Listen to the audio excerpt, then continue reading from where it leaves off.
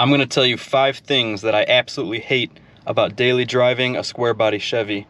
And stick around until the end and I'll tell you 5 things that I actually enjoy about daily driving a Square. Number 1, big as hell. This thing's an absolute beast. Parallel parking is terrible. Parking garages, terrible.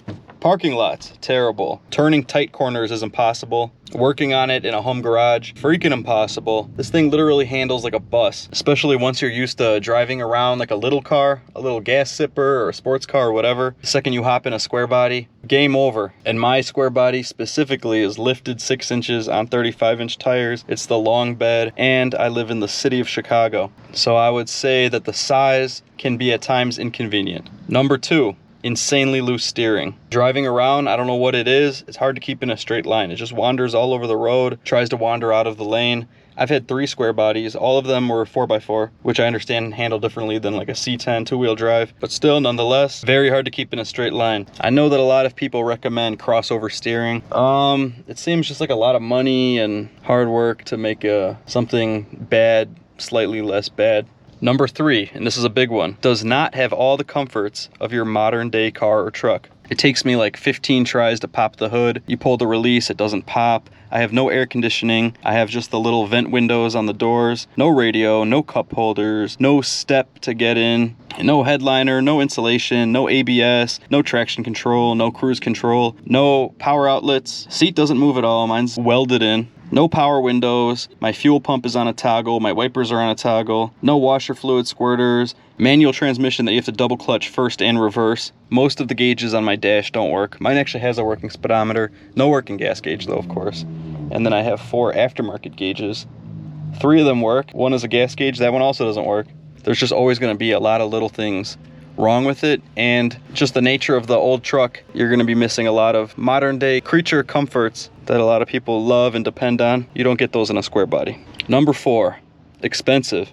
As far as gas mileage goes, I'm lucky if I get in the double digits. I would say 8-9 miles per gallon. To buy a square body, you basically spend new truck money on something that will always break down, while everyone you know constantly tells you that you should have bought a new truck. Tires alone cost more than a lot of people's whole car. Square bodies used to be pretty cheap, but in the past couple of years, they've quadrupled in price. And number 5, constant repairs and maintenance. I don't care how clean your square body is. I don't care how recently refurbished everything is. It's an old truck, and you have to be ready for anything. You will constantly be adjusting, repairing, rebuilding, or replacing every single part of your truck. More times than not, you'll be doing these things on the side of the road, in the rain, while wearing your nice clothes. You must always carry tools, as well as extra parts, belts, hoses, etc. at all times. Dang, what type of tool bag is that? Oh, this? Well, I'm glad you asked. This is the official Chemical Racing Equipment tanker style tool bag. Timeless military design, our badass logo, and insanely tough. This will withstand all your dirtiest, heaviest tools. Nothing will ever burn a hole through it. Here, walk with me. You see,